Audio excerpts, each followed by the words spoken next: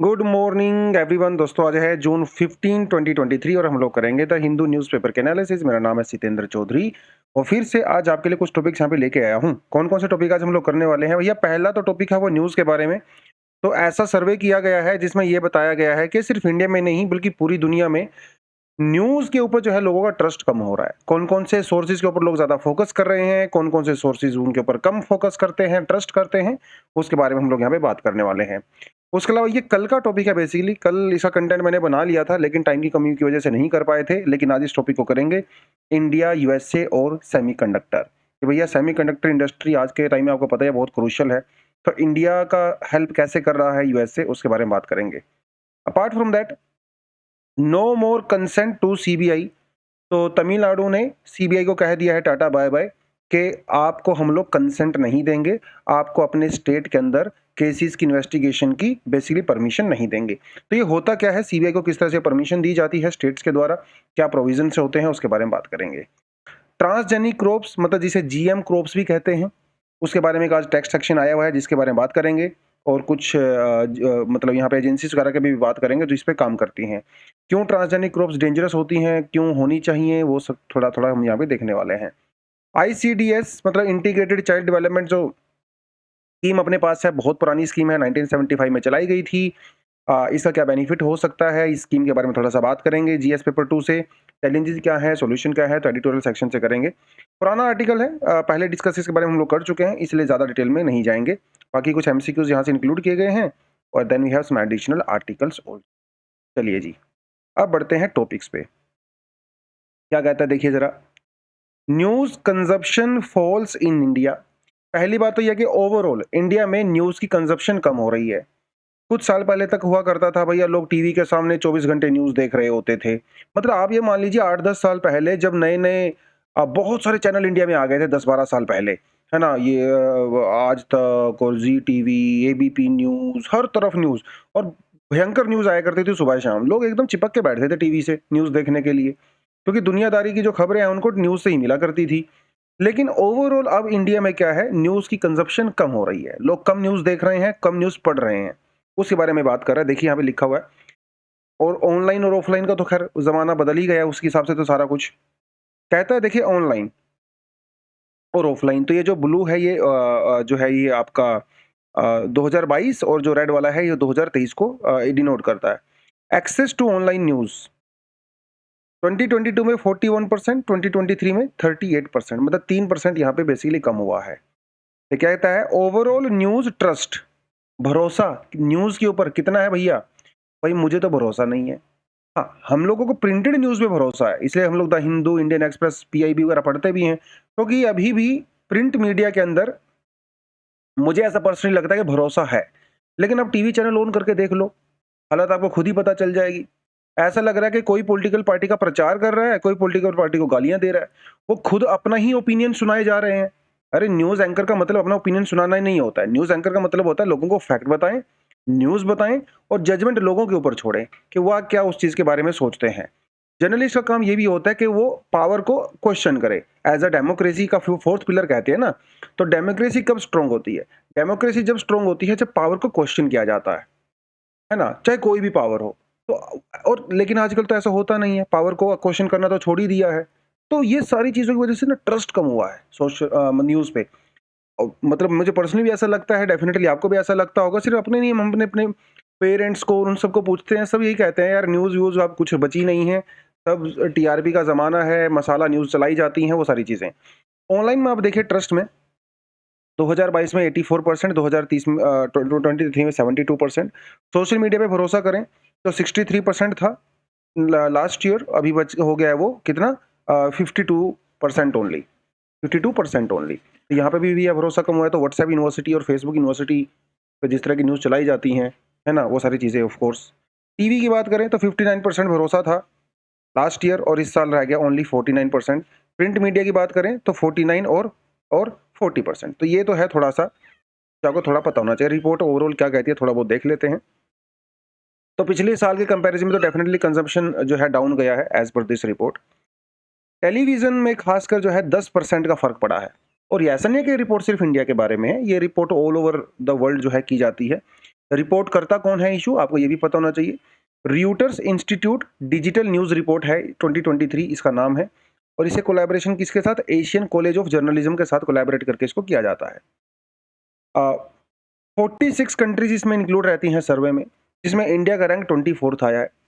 सबसे जो नीचे रैंक आया है ट्रस्ट के मामले में वो है ग्रीस का, मतलब ग्रीस वालों की हालत हमसे भी खराब है। हमारा रैंक तो 20, मतलब हमसे नीचे बहुत लोग हैं भाई मतलब ये है। फिनलैंड का जो भरोसा है लोगों का न्यूज़ में, हाईएस्ट लेवल है 69%, पहले नंबर पे है। इंडिया में अगर बात करें जो सबसे ट्रस्टेड सोर्स माने जाते हैं न्यूज़ के एज पर दिस सर्वे, वो है DD news, all India radio और बीबीसी न्यूज़। सबसे ज़्यादा ट्रस्ट जो है लोगों ने इन पे दिखाया है। व्हाट्सएप और Facebook were the next two preferred social media platform for the news. मतलब लोग न्यूज़ देख रहे हैं, पढ़ रहे हैं, लेकिन अब वो न्यूज़ की वेबसाइट पे नहीं जाते, न्यूज़पेपर नहीं खरीदते। सोशल मीडिया पे जैसे फेसबुक पे, व्हाट्सएप पे 47 और 39% लोग जाके न्यूज़ देखना पसंद करते हैं, क्योंकि देखिए सोशल मीडिया पे तो सब कुछ मिल जाता है। आपका फ्रेंड्स की अपडेट हो जाती है, चैट हो जाती है, साथ में न्यूज़ भी मिल जाता है, तो बेटर है ना, सारा मसाला एक ही जगह मिल गया आपको। हाँ, लेकिन फेसबुक की of course over a period of time importance कम हुई है न्यूज़ को लेके। वीडियो बेस्ड कंटेंट जो है वो ज़्यादा चलने लगा है। Shorts, reels, TikTok, Instagram, YouTube, ये थोड़ा ज़्यादा यहाँ पे आया है। बेयरली 28% लोगों ने ये कहा है कि वो 2023 में फेसबुक को एज अ न्यूज़ के रूप में चुनते हैं, जबकि 2016 में इट वाज 42%। एक तो फेसबुक ने खुद न्यूज़ पोर्टल्स के ऊपर थोड़ा कम फोकस करना शुरू कर दिया है, तो दोनों चीज़ें हो गई यहाँ पे। एक तरफ से फेसबुक डाउन गया और यूट्यूब और इंस्टाग्राम, टिकटॉक जो है इनका ज़माना बढ़ गया। खासकर जो यंग लोग हैं 18 से 24 के बीच का जो यंग लोग हैं, वो तो ज़्यादातर न्यूज़ के टिकटॉक के लिए 44%, और बाकी जो है वो ज़्यादा रिलाई कर रहे हैं भैया टिकटॉक के लिए, न्यूज़ पे रिलाई कर रहे हैं। आपको लगता होगा टिकटॉक सिर्फ नाच गाने के लिए, ऐसा नहीं है। अगर आप अमेरिका में और यूरोप में जो है लैटिन अमेरिका या अफ्रीका वगैरह में जाएँ, तो टिकटॉक ऐप को सबसे ज़्यादा यूज़ किया जाता है न्यूज़ के लिए। तो ये कुछ-कुछ बातें यहाँ पे हैं। Users of TikTok, Instagram and Snapchat paid more attention to the celebrities. अब वो तो वहाँ पे पूरा खेल ही सेलिब्रिटीज़ का होता है, टिकटॉक, इंस्टाग्राम, स्नैपचैट वगैरह पे तो। तो सेलिब्रिटी पे ज़्यादा भरोसा करते हैं वो लोग रादर दैन जर्नलिस्ट। जो जर्नलिस्ट होते हैं बेचारे, यार जर्नलिस्ट जब ऐसी-ऐसी बातें करेगा, 2000 के नोट में चिप लगाएगा, तो फिर कहाँ से भरोसा करेंगे? है ना? अब इन्होंने चिप वाली बात कही है, कहीं से तो उसका सोर्स लिया होगा ना, कहीं कहाँ से चिप लगी है। तो कुछ भी बनाए जा रहे हैं, तो भरोसा तो अपने आप ही टूटेगा ना यार, जब आप इस तरह की न्यूज़ दोगे। स्वर्ग का दरवाज़ा यहाँ है, ढूँढ लिया गया है ना? इस तरह की न्यूज़ आप चलाओगे तो फिर तो ऐसा ही होगा, भरोसा कहाँ रहेगा? उसके अलावा जो कुछ-कुछ चीज़ें उन्होंने यहाँ पे और बोली हैं कि भैया वेबसाइट पे लोगों ने जाना बंद कर दिया है न्यूज़ चैनल की, है ना? वो सारी चीज़ें हैं। हम तो यूपीएससी वाले हैं, तो हम तो जाते हैं of course the Hindu, Indian express की वेबसाइट वगैरह पे। पॉडकास्टिंग भी एक जो है उभरा है, जो यंग लोग हैं, ऑडियंस एजुकेटेड हैं, आजकल पॉडकास्टिंग वगैरह भी देखते हैं। पॉडकास्टिंग समझते हो ना? ऑडियो के तरीके से न्यूज़ जो है एक्सेस करते हैं। चलिए, आपको क्या लगता है, मतलब आपका भरोसा कम हुआ है न्यूज़ पे, ज़्यादा हुआ है? आप मुझे कमेंट सेक्शन में ज़रूर बताएँ। India USA to diversify semiconductor supply chain, ये कल का टॉपिक है बेसिकली। तो हमारे जो एनएसए हैं अजीत डोवल जी, और यूएसए के जो एनएसए हैं जेएक्स सुलीवन, तो वो मिले थे नई दिल्ली में, तो उन्होंने कई क्रिटिकल मुद्दों पे बात किया। और भैया आज के टाइम में semiconductor chip making, rare earth elements, इससे ज़्यादा क्रिटिकल क्या हो सकता है? कुछ नहीं हो सकता। तो सेमीकंडक्टर के बारे में बेसिकली एक बड़ी इंपॉर्टेंट बात इन्होंने कही है। ये पुराना कंटेंट है, ये नया नहीं है, बट ये आगे मैं आपको रिपीट कर दूंगा। ठीक है, आप सबको पता है कि इंडिया में जो है सेमीकंडक्टर, हम लोग चिप्स वगैरह होती हैं 100% इंपोर्ट करते हैं। हमारे कंट्री में जो इंटरनेशनल कंपनीज है जैसे कुछ एप्पल या सैमसंग का, उनकी अपनी लैब वगैरह हैं 1-2, अपने मोबाइल वगैरह के लिए देते हैं वो लोग, लेकिन एज सच इंडिया अपनी इंडस्ट्री के लिए लार्ज स्केल कुछ भी हम लोग प्रोड्यूस नहीं करते अनफॉर्चुनेटली। चाहे वो डिस्प्लेज वगैरह हों, चाहे कुछ और भी हों, हम मोस्टली चीज़ें इम्पोर्ट ही कर रहे हैं। हमारे यहाँ पे 2 लैब हैं इंडिया में सेमीकंडक्टर के लिए। एक है सितार और एक है अपनी जो है वो चंडीगढ़ के अंदर है। तो sitar is a unit of the defence, DRDO की है ये बेंगलुरु के अंदर, और फिर सेमीकंडक्टर लैबोरेटरी है चंडीगढ़ के अंदर। ये दोनों बेसिकली ज़्यादातर जो है डिफेंस पर्पज़ के लिए चिप्स बनाते हैं। ये लोग जो है कमर्शियल पर्पज़ के लिए चिप नहीं बनाते। हालाँकि गवर्नमेंट ने अभी प्रोग्राम चलाया था 2021 में सेमीकॉन इंडिया प्रोग्राम, जिसमें 76,000 करोड़ रुपए का गवर्नमेंट ने स्कीम के तहत जो है वो दिया था प्रोग्राम। अब वो कितना आगे आएगा, काम नहीं आएगा, वो it's a separate thing. But semiconductor क्या है? हुँ? सेमीकंडक्टर एक मटेरियल होता है that allows electrical conductivity between the conductor and the insulator. Conductor जिसमें से बिजली निकलती है, मतलब जिसमें से पास हो सकती है, इंसुलेटर जिसमें से इलेक्ट्रिसिटी पास नहीं होती है।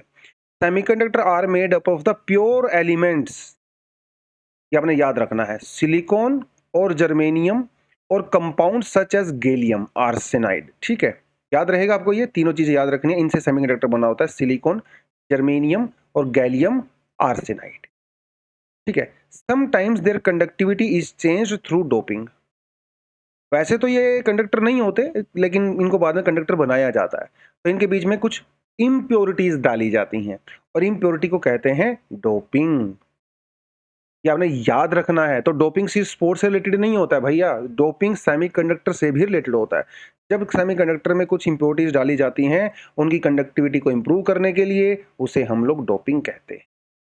ठीक है, तो ये तो थोड़ा आपको पता होना चाहिए सेमीकंडक्टर की देख, मतलब सेमीकंडक्टर का ही कमाल है यार। आप 20-25 साल पहले देखो मोबाइल फोन कैसे हुआ करते थे, एकदम ऐसे हुआ करते, ईंटा जैसे हुआ करते थे, बहुत बड़े बड़े। उनका बैटरी बैकअप भी जो है वो सिर्फ 15 मिनट का या आधे घंटे का हुआ करता था, है ना। साइज बहुत बड़ा हुआ, भारी भरकम हुआ, 2-3 केजी के फोन हुआ करते थे। आज क्या है, हल्के से फोन।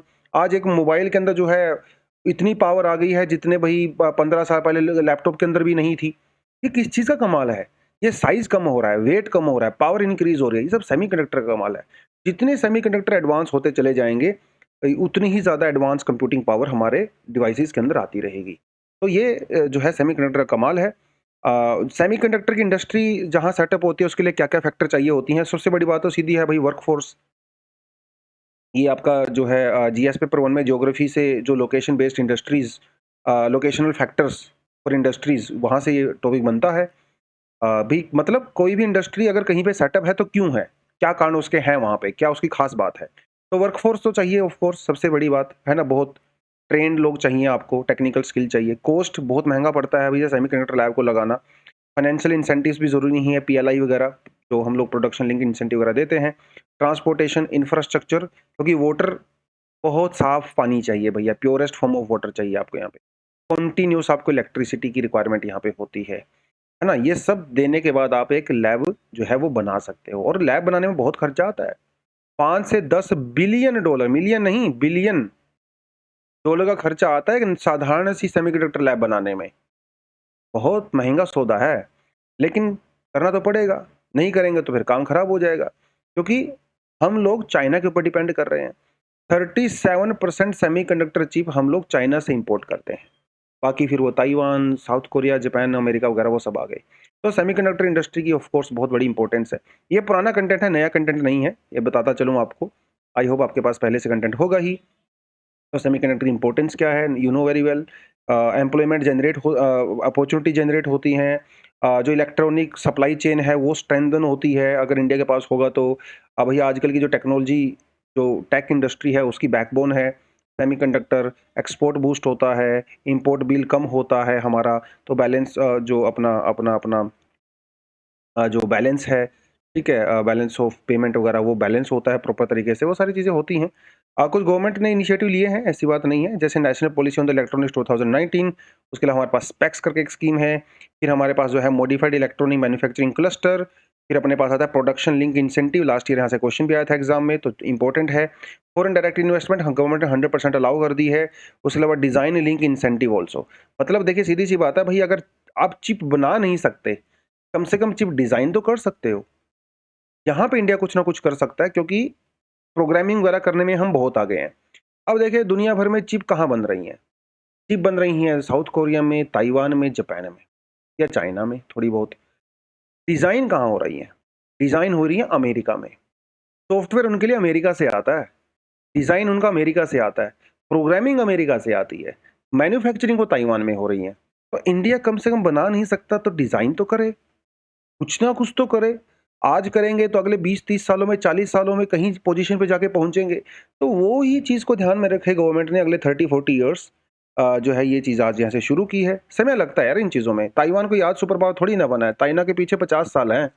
उसने 1960s में शुरू किया था सेमीकंडक्टर के बारे में थोड़ा बहुत, और आज जाके वो सुपर पावर बना है। ऐसे ही खेल होता है, तो बड़ा लंबा चौड़ा खेल है। लेट्स होप कुछ ना कुछ बनेगा। चैलेंजेस भी हैं ऑफ कोर्स, हाई कॉस्ट है, you know very well, lack of fresh water, protectionism भी है भैया।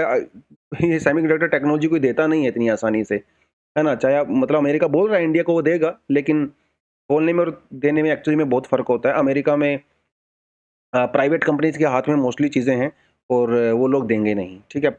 अमेरिका में जो कॉन्ट्रैक्ट बेसिस होते हैं, जो लॉज़ होते हैं, बहुत स्ट्रिक्ट हैं टेक्नोलॉजी ट्रांसफ़र को लेके। तो अगर वहाँ के पॉलिटिशियंस चाहें भी, तो भी टेक्नोलॉजी नहीं दे पाते हैं, क्योंकि कंपनीज़ बहुत ज़्यादा सिक्योर करके रखती है अपनी टेक्नोलॉजी को। तो प्रोटेक्शनिज़्म भी है, हर कंट्री आजकल प्रोटेक्शनिज़्म कर रही है of course. Low skilled labour, low FDI, only सिर्फ 1% एफडीआई जो है वो सेमीकंडक्टर में आ रही है अभी इंडिया में। लैंड एक्विजिशन बहुत बड़ा समस्या हमारे यहाँ पे है, और कंटीन्यूअस पावर सप्लाई। भैया यार दिल्ली में रहते हुए यहाँ पे पावर कट हो जाता है, ठीक है? तो बड़ी अनफॉर्चुनेट सी चीज़ है। खैर, Tamil Nadu withdraws general consent granted to CBI, ये है क्या पूरा मामला, बताता चलूँ। पहले आप ये लिस्ट देख लीजिए, अभी कौन-कौन सी स्टेट ने इंडिया में ये जो जनरल कंसेंट है सीबीआई का, उसको विथड्रॉ किया हुआ है। ठीक है, एक बार थोड़ा देख लो। तमिलनाडु, छत्तीसगढ़, झारखंड, केरला, मेघालय, मिज़ोरम, पंजाब, राजस्थान, तेलंगाना और वेस्ट बंगाल। और इन सब में क्या कॉमन चीज़ है? ये सारे के सारे नॉन बीजेपी स्टेट्स हैं, है ना? तो इसका मतलब सेंटर स्टेट रिलेशन के पर्सपेक्टिव से भी ये टॉपिक इंपॉर्टेंट बनता है, अगर आपका एग्जाम में आ जाए तो, है ना?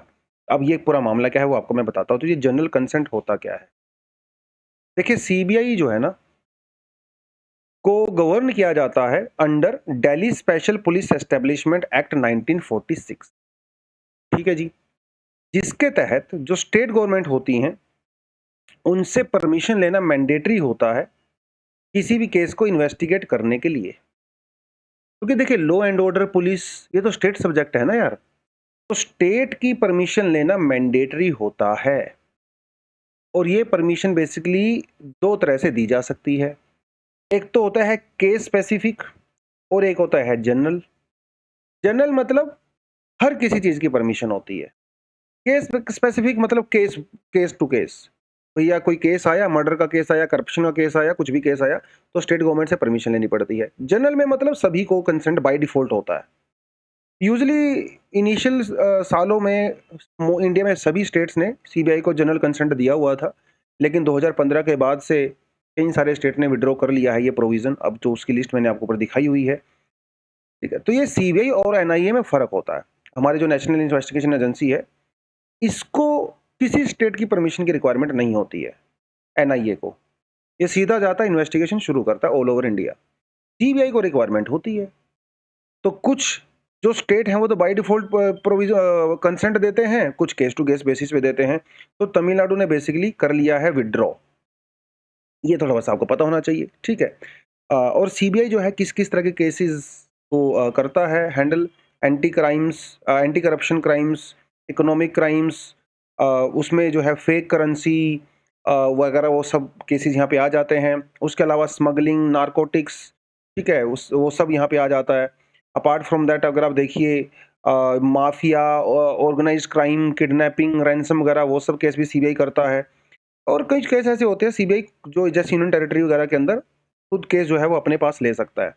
अब आप यहाँ पे सोच रहे होंगे कि सर इसका मतलब तो सीबीआई के हाथ एकदम टाइट हो गए, बंद गए। बिल्कुल बंद गए। स्टेट अगर परमिशन नहीं देगा तो सीबीआई कुछ नहीं कर सकता। बट अगर सुप्रीम कोर्ट और हाई कोर्ट अगर सीबीआई को इन्वेस्टिगेट करने के लिए अलाउ करता है, तो स्टेट्स की परमिशन की रिक्वायरमेंट नहीं हो। हाँ, लेकिन अगर खुद से सीबीआई करना चाहेगा तो स्टेट की परमिशन मैंडेटरी होती है। तो तमिलनाडु ने बेसिकली वो विड्रॉ कर लिया है। अभी तक काफ़ी समय से धमकी दे रहे थे तमिलनाडु वाले विड्रॉ कर लेंगे, फाइनली कर दिया गया है, क्योंकि वहाँ पे कई पॉलिटिशियंस के ऊपर जो है वो कुछ रेड वेड पड़ी थी, कुछ करप्शन वगैरह के केसेस में, तो वो सब यहाँ पे हुआ। खैर, जर्नी ऑफ सीबीआई आप यहाँ पे देख सकते हो, ये पुराना कंटेंट है, सबके पास होगा, आप थोड़ा इसको सेल्फ स्टडी कर लीजिए। The status of the transgenic crops in India, पुराना टॉपिक है, हल्का फुल्का सा दिखा देख लेते हैं क्या कहता है। पहले तो आपको यही पता होना चाहिए ट्रांसजेनिक क्रॉप्स क्या होती हैं। हालांकि कंटेंट मैंने आपको पूरा दिया हुआ है। जेनेटिक इंजीनियरिंग अप्रेजल कमेटी के बारे में भी कंटेंट दिया है, ये थोड़ा देखिए। जेनेटिक मॉडिफाइड क्रॉप्स मतलब ट्रांसजेनिक। ट्रांसजेनिक, जेनिक मतलब जेनेटिक। क्या होता है ट्रांसजेनिक या जेनेटिक मॉडिफाइड क्रॉप्स क्या होती हैं? ये वो प्लांट्स होते हैं जिनका डीएनए चेंज किया जाता है या मॉडिफाई किया जाता है। देखिए, जो प्रॉपर्टीज होती हैं प्लांट्स की या इंसान की भी जो प्रॉपर्टी होती है, कहाँ स्टोर होती हैं? वो होती है हमारे डीएनए में। तो डीएनए को अगर आप चेंज कर दोगे तो अब आपकी प्रॉपर्टी चेंज हो सकती है।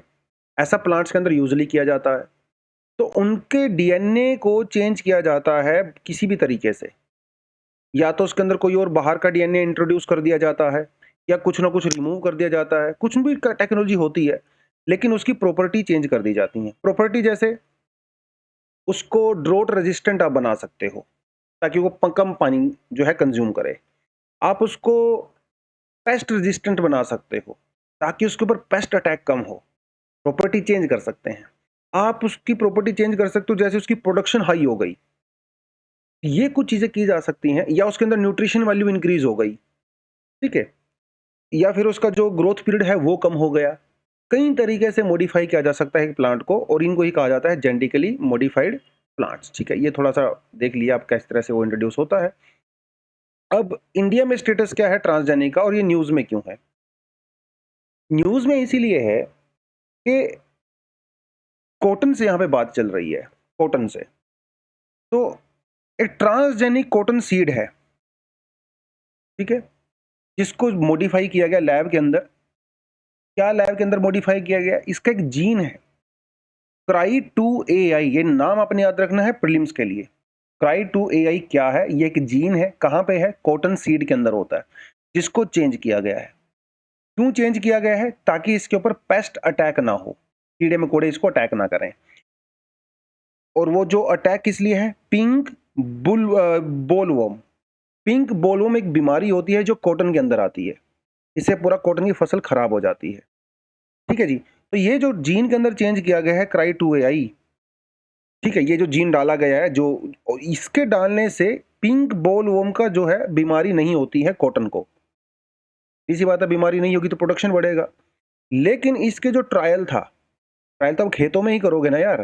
गुजरात, महाराष्ट्र, तेलंगाना ने बेसिकली इसको मना कर दिया है कि हम लोग इसका ट्रायल नहीं करने देंगे अपने स्टेट्स में, जबकि ये जेनेटिक इंजीनियरिंग अप्रेजल कमेटी के द्वारा अप्रूव कर दिया गया था, लेकिन फिर भी इन्होंने उसके लिए मना कर दिया। तो क्या इंडिया में हम लोग जीएम क्रॉप्स यूज नहीं करते हैं क्या? करते हैं, ठीक है। जैसे ब्रिंजल, टोमेटो, मेज, चिकपी, सबके ट्रायल चल रहे हैं, लेकिन अभी कमर्शियली लार्ज स्केल पे इसको यूज नहीं करते हैं। इंडिया में cotton is the one crop जिसको अलाउ किया गया है, बीटी कॉटन वगैरह जिसको कहते हैं। अभी थोड़े समय पहले बीटी मस्टर्ड को भी किया गया है, लेकिन वो भी क्लोज ट्रायल्स हैं, ओपन ट्रायल्स नहीं है। मस्टर्ड वाला लास्ट ईयर ही दिया था, उसको क्लियर किया गया था। तो कोई भी फूड आइटम फिलहाल इंडिया में नहीं है, सिर्फ ये कॉटन था। लेकिन कॉटन के अंदर अभी एक और चेंज किए गए जिसको अलाउ नहीं किया गया, जैसा कि आपने देखा है। तो जो GAC है वो सबसे बड़ी बेसिकली एक बॉडी, टेक्निकल बॉडी होती है। तो मस्टर्ड हाइब्रिड DM11 ये जो है लास्ट ईयर इसको किया गया था, लेकिन अभी तक जो है इसका कमर्शियल कल्टीवेशन नहीं हुआ, जैसे मैंने आपको ऊपर बता ही दिया है। तो एक तो ये थोड़ी थोड़ी चीज़ें आपको पता होनी चाहिए। इवन 2010 में GAC ने BGM ब्रिंजल को भी अप्रूवल दे दिया था, लेकिन उस समय की जो सरकार थी उसने उसको जो है मना कर दिया। फिर मामला सुप्रीम कोर्ट में चला गया, और वो सुप्रीम कोर्ट में अभी भी है, वो चीज़ें वहाँ पे चल रही हैं सुप्रीम कोर्ट में।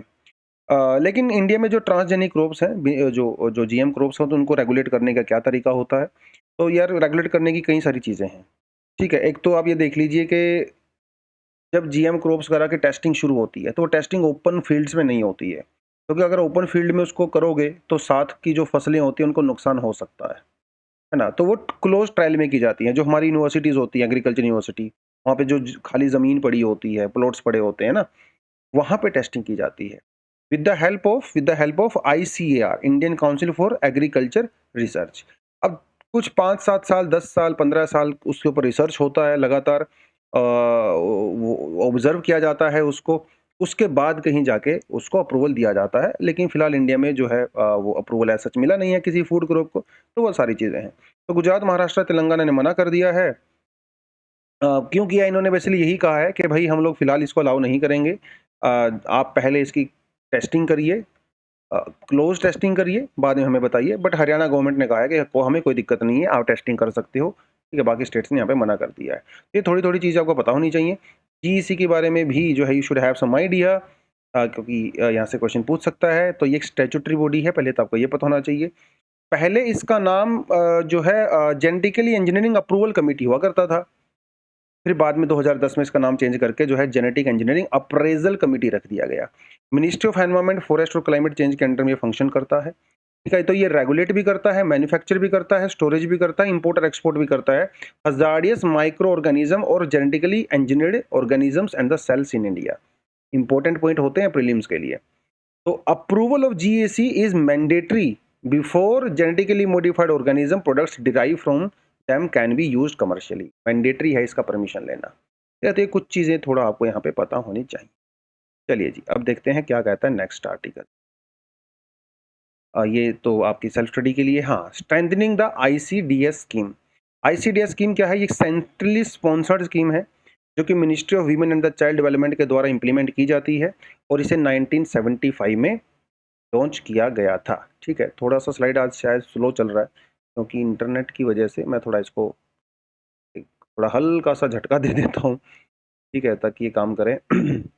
तो एक तो आईसीडीएस के बारे में आज हम लोग बात करेंगे। 1975 में स्कीम को चलाया गया था, मतलब बेसिकली बहुत पुरानी स्कीम है, सेंट्रल स्पॉन्सर्ड स्कीम है। आईसीडीएस के अंदर ना कई सारी स्कीम्स आती हैं, ठीक है, जैसे आंगनवाड़ी सर्विस स्कीम, प्रधानमंत्री मातृ Vandana Yojana, national crisis scheme. National crisis scheme में क्या होता है, जो छोटे बच्चे होते हैं बेसिकली उनको रखने के, जैसे जो वर्किंग वीमेन होती हैं, कोई बैंक में काम कर रही हैं, पुलिस में काम कर रही हैं, कहीं भी काम कर रही हैं, तो उनके साथ छोटे बच्चे होते हैं। अब वो जॉब्स पे तो नहीं जा सकते, तो क्रैचेस स्कीम के तहत क्रैचेस बनाए जाते हैं छोटे बच्चों के लिए, जहाँ पे बच्चों को छोड़ सकती हैं 7-8 घंटे के लिए। उनकी वहाँ पे टेक केयर होती है। तो क्रैचेस स्कीम इस तरह से काम करती है।